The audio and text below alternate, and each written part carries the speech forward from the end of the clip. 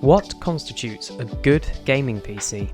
Does it depend on how expensive it is, whether it has good graphics, maybe a good CPU, possibly all of those?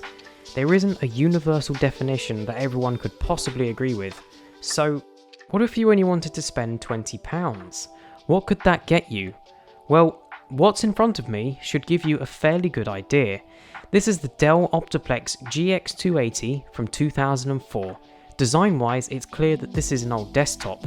It dwarfs the Micro ATX chassis of my main PC and is actually larger than most modern full-size towers. That's mostly due to the odd design of the case. I'll get onto that later. About 3 months ago, I saw this listed on eBay for £30. I offered 20 and got it. From the front, this is clearly a Dell desktop, with the old rounded logo displayed prominently at the front. On each side of the case, the massive Dell logo is recessed into the metal. At the back, we have a large array of ports, including the basics such as USB 2, Ethernet, and several audio jacks. Some of the other ports really give away its age. Now, I want to demonstrate the weird design of this case. To open it, you have to heave down on these buttons. There's one located on the top and another on the bottom. These are used to release the hinge mechanism.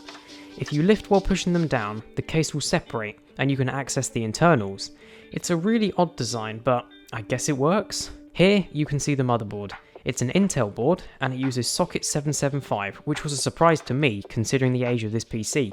Installed is a 3.2 GHz Intel Pentium 4, which is pretty standard for desktops at the time. This Optiplex is limited to DDR memory, as in the first type of DDR RAM, not DDR2, 3 or 4. This is the original. At 400 MHz, it's slow to say the least, but it's fine on an older OS such as Windows 2000 or XP. The graphics card you see here is actually something I installed after receiving the PC.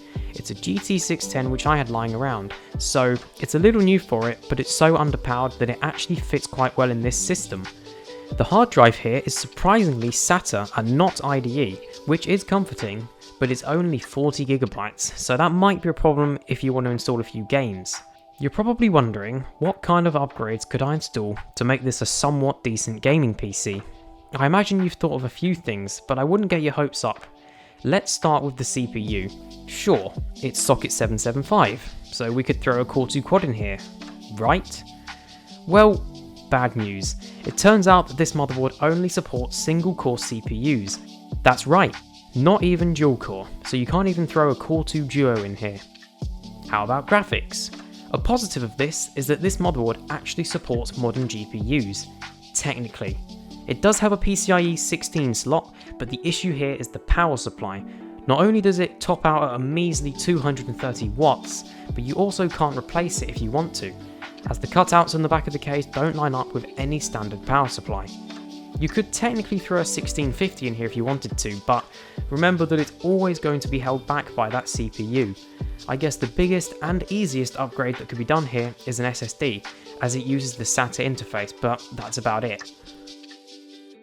Now, the reason you're here. How does this PC actually game? My go-to game for testing on mid-2000s computers is Halo Combat Evolved. I first had to actually install the game from the EXE. This did take a while, but eventually the Halo icon appeared on the desktop. I tried a bit of multiplayer first, which seemed to run pretty well actually. Certainly better than I had expected from that GT610. Then, I thought I'd change it up a bit. I lowered the settings, but increased the resolution from 800 by 600 all the way to 1080p. This didn't actually seem to have any effect on the performance. I then started the campaign. The cutscenes seemed to load fine, and everything was smooth until the first fight against the Covenant started. Either the 610 or the Pentium 4 started to struggle a bit with all the explosions and the plasma effects. There were a few frame drops, but but it wasn't unplayable. Changing the resolution down would have probably fixed this. Next, I wanted to try a game that was newer than the PC itself. I found a game called Stunt Rally on Games Nostalgia, an interesting site where you can find loads of old games. According to them, this game was released in 2014. I ran the installer, which, after a while, appeared to successfully install a game. Unfortunately, however, when I tried to run it, I got this strange error message. If any of you know what this might be, please do let me know in the comments below. I then thought about trying some older games, like DOS titles. I briefly tried Wolf 3D from 1994, which, of course, ran buttery smooth on this hardware.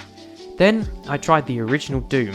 This came out in the late 90s and it's very similar to Wolf 3D, but it's just a lot more demanding to run. Again, this hardware ran it just fine, so no issues there. Without this graphics card, I'm sure it would be a great system if you're interested in running a few DOS games, and possibly even if you're interested in emulating a few older consoles like the PS1 or N64.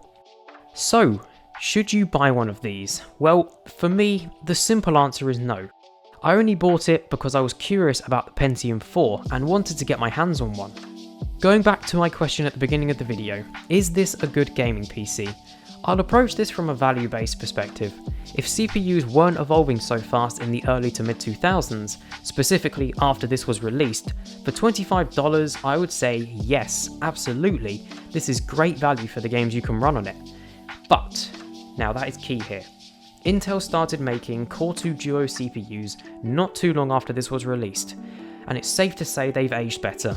If you simply wanted to run Windows XP and a few games like I've shown in this video, something like the 2007 version would not only be easier to find, but most of them are smaller, use less power, and may even be the same price or cheaper.